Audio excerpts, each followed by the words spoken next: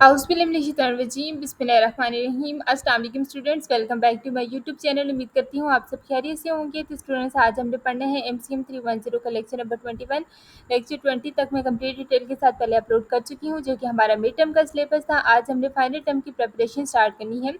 Lecture 21 हमारे पास आता है paragraph writing types and techniques, जिसमें फर्स्ट टॉपिक देखें तो हमारे पास है टाइम ऑर्डर पैराग्राफ्स। अब बेसिकली टाइम ऑर्डर पैराग्राफ जो होते हैं वो हमारे पास एक ऐसा पैराग्राफ होता है जिसमें वाक़यात को इस सीक्वेंस से बयान किया जाता है कि जिस तरतीब से वो असल में हुए थे, यानी पहले क्या हुआ, फिर क्या हुआ और उसके बाद क्या हुआ और आखिर में क्या हुआ। तो ये एक सीक्वेंस होती है हमारे पास। यहाँ पे जो है उन्होंने हमें एक एग्जाम्पल भी दी हुई है। अब एग्जाम्पल देखें तो पहले हमें कह रहे हैं कि last year took a month long trip to the Europe. पिछले साल मैंने यूरोप का एक महीने का जो है वो सफ़र किया था। ये हमारे पास अब बिगेनिंग है, ठीक है। अब बिगेनिंग के बाद फिर हम लोग आगे देखें तो नेक्स्ट लाइन फिर हम लोग जब देखते हैं, मतलब यहाँ पे इन्होंने बताया भी हुआ है कि last year first after then after a week. तो ये तमाम चीज़ें भी मतलब शो कर रही हैं हमें। अच्छा, उसके बाद फर्स्ट देखिए, I went to the London and stayed there for 2 weeks and saw many historical places and went to the several shows. ये सबसे पहले लंदन गया, फिर 2 हफ्ते वहाँ पे रुका, वहाँ पे हिस्टोरिकल हमने चीज़ें देखी और शोज़ वगैरह देखे। और फिर उन्होंने आगे बताया हुआ कि after London I flew the to the Paris where I went shopping and visited the Louvre. I stay in the Paris for a week. इसके बाद जो है वो पेरिस गया, वहाँ पे खरीदारी वगैरह की, ठीक है। मतलब उन्होंने पहले से लास्ट ईयर का बताया, फिर फर्स्ट का बताया, फिर आफ्टर का बताया। Then I went to the Rome by train. I Rome I saw the Colosseum the Pantheon and the Vatican City. अच्छा, उसके बाद फिर आफ्टर अ वीक फिर उन्होंने मतलब एक तरतीब से बताया हुआ है कि एक हफ्ते बाद in the Rome I flew home. It was educational and enjoyable trip, ठीक है। अब यहाँ हमारे पास एंड भी क्या थी, ये उसकी एंडिंग थी कि यहाँ पे वो घर वापस आ गया। तो अब जो है वो उसकी एंडिंग कर रहा है कि बिल्कुल हमारे पास ये जो है वो एक दिलचस्प और एक मज़ेदार जो है वो ट्रिप था। तो हमारे पास यहाँ पे एंडिंग होगी। अब यहाँ पे जो टाइम ऑर्डर सिग्नल वर्ड्स हमारे पास आते हैं, फर्स्ट है, फिर आफ्टर था, फिर देन था, फिर आफ्टर अ वीक था, फिर लास्ट ईयर का वर्ड भी यूज़ किया गया था। तो पैराग्राफ में जो अल्फाज जो है वो वक्त की तरतीब ज़ाहिर करते हैं, ये वो सारे अल्फाज हैं। अच्छा, उसके बाद देखिए हमारे पास आता है, इसका स्ट्रक्चर आता है। सबसे पहले स्ट्रक्चर में क्या, टॉपिक सेंटेंस होता है, फिर बॉडी होता है, फिर कंक्लूजन होते हैं। टॉपिक सेंटेंस हमारे पास ऐसा जुमला, ये जुमला जो है वो पैराग्राफ की सेंट्रल आइडिया बताता है। ये बताता है कि पैराग्राफ में जो है वो क्या होने वाला है। उसके बाद सेकंड हमारे पास जो बॉडी होता है, इसमें इस हिस्से में जो है वक्त के मुताबिक तमाम वाक़यात की जो है वो तरतीब दी जाती है। वक्त की तरतीब बनाने वाले अल्फाज जो होते हैं वो नीचे यहाँ पे मत दिए, first, next, after that, the next step, all the while, finally, at last. ये हमारे पास जो है वो बॉडी है। अच्छा, उसके बाद अब जैसे यहाँ पे इन्होंने बताया, went to London, went to Paris, went to Rome, restaurant, home. उसके बाद आखिर में बस कंक्लूजन होता है। कंक्लूजन आपको अब पता होता है कि जिसमें ये हमें पता चलता है कि सारे काम का जो हमारे पास है वो क्या असर हुआ, क्या अफेक्ट हुआ। अच्छा, एग्जाम्पल फिर यहाँ पे उन्होंने दी हुई हमें example, do putting on our play. यहाँ पे देखें तो last week we put on our annual drama club play. अच्छा, ये जुमला जो है पूरे एक पैराग्राफ का एक मौजू बताता है, यानी एक ड्रामा परफॉर्मेंस जैसे स्कूल ड्रामा या क्लब ने किया। तो हमारे पास जो है वो टॉपिक सेंटेंस बताता है। उसके बाद हमारे पास सेंट्रल आइडिया भी दिया हुआ है कि it was a great success but it was also hard work. इस जुमले में ये बताया गया है कि ये परफॉर्मेंस जो है कामयाब रही, लेकिन इसके लिए बहुत हमें मेहनत करनी पड़ी। तो ये हमारे पास सेंट्रल आइडिया था। उसके बाद बॉडी देखें तो बॉडी भी उन्होंने नीचे हमें दी हुई है। जैसे उन्होंने यहाँ पे नीचे भी सेंट्रल आइडिया में हमें सारे बताए हुए हैं कि फर्स्ट क्या है, सिलेक्ट द प्ले। नेक्स्ट क्या है, डायरेक्टर वाज चूजन। उसके बाद आफ्टर दैट क्या है, कास्टिंग बिगन। फिर हमारे पास द नेक्स्ट स्टेप आता है, found costumes and set designers all the while में क्या है कि rehearsing, finally dress rehearsal, at last ready for opening night. मतलब ये तमाम उसमें जो है उन्होंने बॉडी को कंप्लीट डिटेल के साथ यहाँ पे जो है हमें एक्सप्लेन किया है। उसके बाद लास्ट में हमारे पास कंक्लूजन आता है। कंक्लूजन में यहाँ पे इन्होंने बताया, because of all over hard work and the careful preparations the play was a big hit.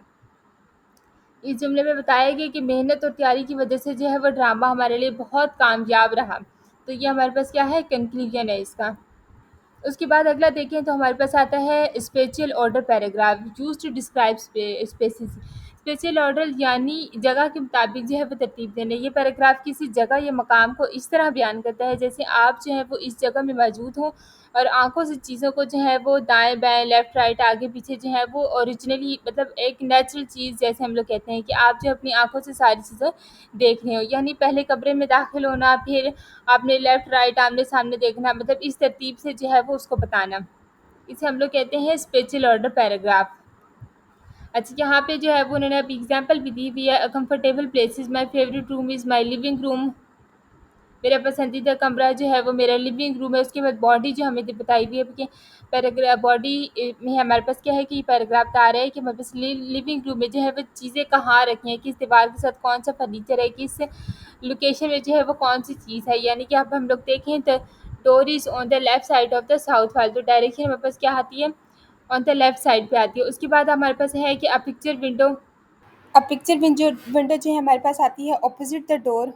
उसके बाद फिर नेक्स्ट हमारे पास है सोफ़ा को हम लोग देखें तो ये हमारे पास इसकी लोकेशन जब हम लोग देखें वो बिलो द विंडो है। फिर रेक्टेंगुलर कॉफ़ी टेबल है, इन फ्रंट ऑफ सोफ़ा है, टू आर्म चेयर्स है, फेसिंग द सोफ़ा है। उसके बाद एन एब्स्ट्रैक्ट पेंटिंग देखें तो उसकी लोकेशन हमारे पास होती है on the west wall, long cabinet जो है लॉन्ग द ईस्ट वॉल और स्मॉल टेबल विद टेलीफ़ोन, तो इसकी लोकेशन हमारे पास बनती है to the right of the cabinet. तो ये जो है अब तमाम उन्होंने जो है हमें मतलब लोकेशन के साथ बताई हुई है कि हमारे पास जो चीज़ पड़ी हुई है वो किस जगह पे पड़ी हुई है। उसके बाद आगे जो है हमारे पास कंक्लूजन आते हैं। कंक्लूजन देखें तो ये हमारे पास है the bright and uncultured room is my favourite place to relax. तो हमारे पास ये कंक्लूजन, इसका मतलब है ये साफ़ सुथरा और रोशन कमरा जो है वो मेरा पसंदीदा आराम का जो है वो मकाम है। उसके बाद लोकेशन वर्ड्स जो हमें दिए हुए हैं, लोकेशन वर्ड्स देखें कि left and right, front and back, centre, east and west, north and south, next to, above, below, behind, in, front, top etcetera. तो ये हमारे पास लोकेशन वर्ड है।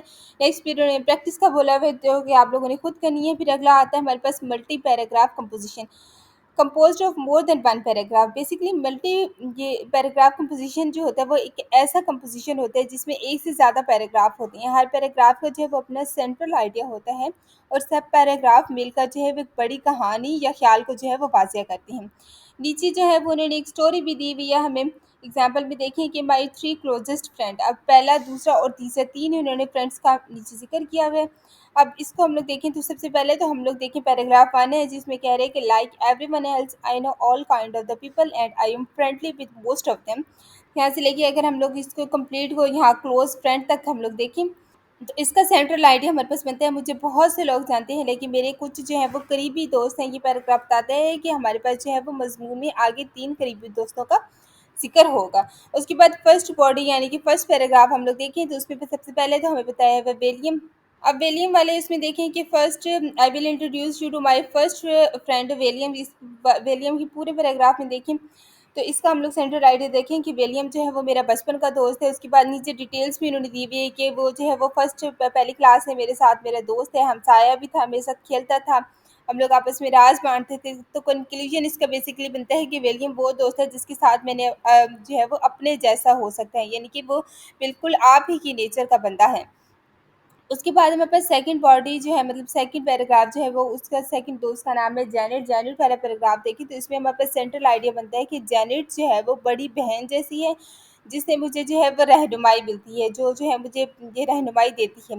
डिटेल हम लोग इसके देखें तो एक तो ये है कि स्कूल बस में हमारी मुलाकात हुई, फिर वो हमेशा मदद करती है, स्कूल से मुतल्लिक जो है वो मुख्तलिफ मशवरे देती है। कंक्लूजन इसमें हम लोग देखें तो जैनेट वो दोस्त है जिस पर जो है वो हर वक्त भरोसा कर सकता हूँ।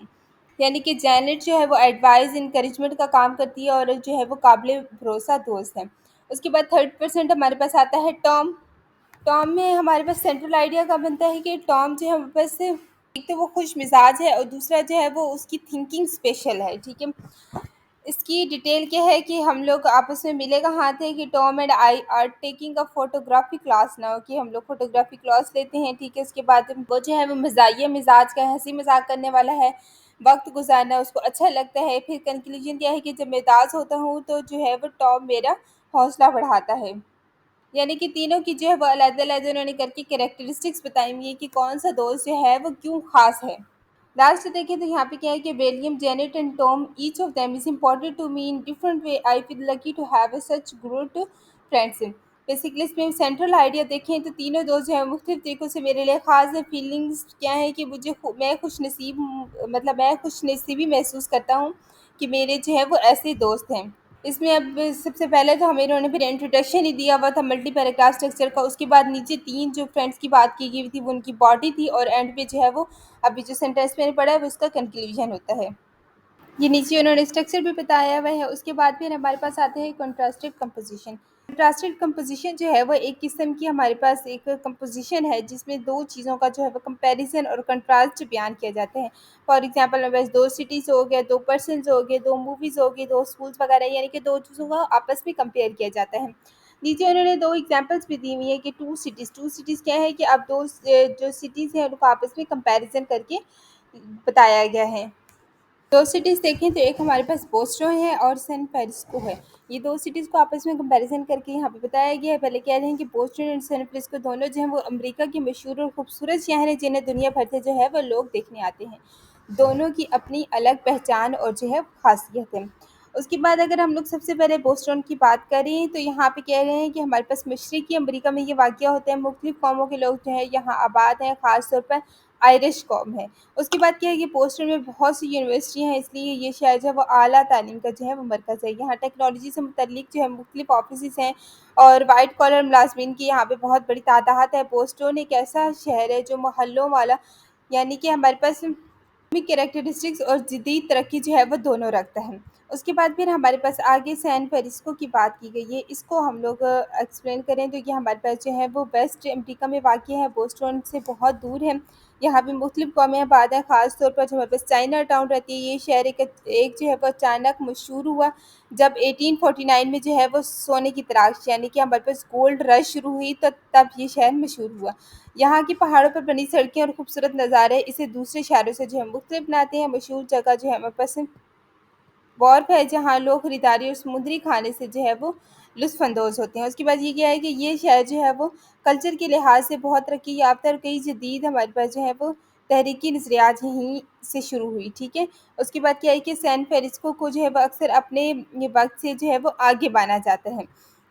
अब ये जो हमारे पास कंक्लूजन अगर हम लोग इसका देखें तो बोस्टन और सैन फ्रांसिस्को दोनों खूबसूरत, मशहूर और तरक्की याफ्ता शहर है। दोनों शहरों की खूबियाँ और इसके जो है वो अंदाज़ मुख्तलिफ है, जो अमेरिका की शहरी ज़िंदगी में जो है वो डाइवर्सिटी को ज़ाहिर करते हैं। तो अब ये दोनों का जो है वो उन्होंने कंपैरिज़न किया हुआ है, कंट्रास्ट किया हुआ है, कंपेयर करके जो है वो हमें बताया हुआ है। अब ये नीचे इन्होंने जो है वो कंक्लूजन ये नीचे पॉइंट्स में दिया हुआ था, जो कि मैंने अभी आपको उर्दू में बताया है।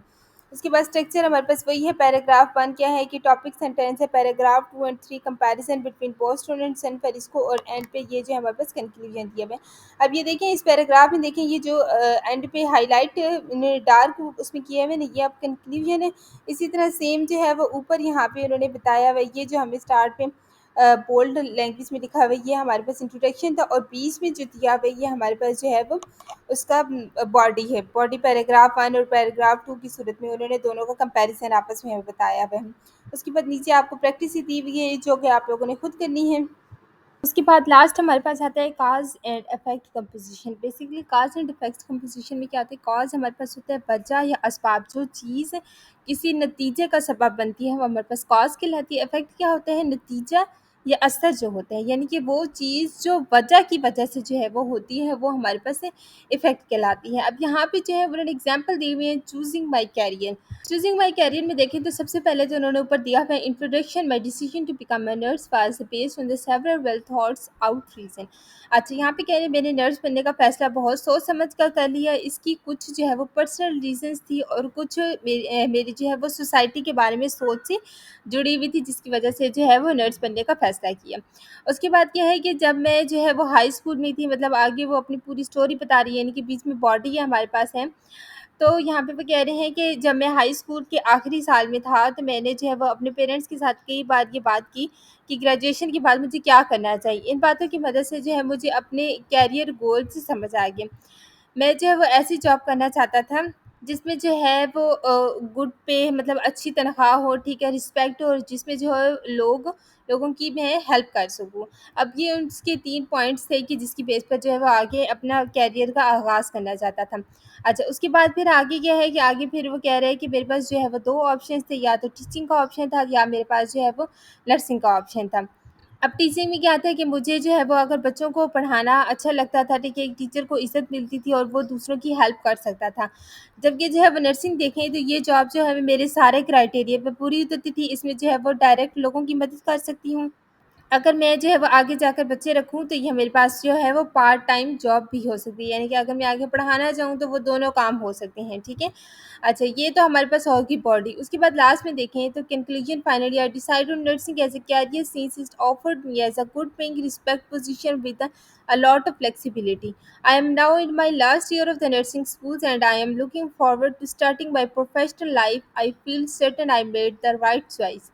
अच्छा, यहाँ पे ये अब उन्होंने कंक्लूजन दिया हुआ है कि आखिर में जो है वो नर्सिंग को मैंने अपना करियर चुन लिया। मैं जो है वो नर्सिंग स्कूल के आखिरी साल में, मुझे यकीन है कि मैंने जो है वो एक राइट डिसीजन लिया है, एक अच्छा फैसला लिया है। काज एंड इफेक्ट कंपोजिशन का जो स्ट्रक्चर बनता है वो वैसे ही बनता है जैसे मैंने आपको भी बताया है। इंट्रोडक्शन है, बॉडी है, फिर कॉजेज हैं। कॉजेज क्या थे? इंट्रोडक्शन, बॉडी, कंक्लूजन, यानी कि वजूहात भी उन्होंने दरमियान में बताई हुई। इसके बाद इफेक्ट क्या है? इफेक्ट में भी आपका इंट्रोडक्शन, बॉडी, कंक्लूजन आता है एंड एंड पे कंक्लूजन। आगे फिर वही आपके पास प्रैक्टिस है जो कि आप लोगों ने खुद करनी है।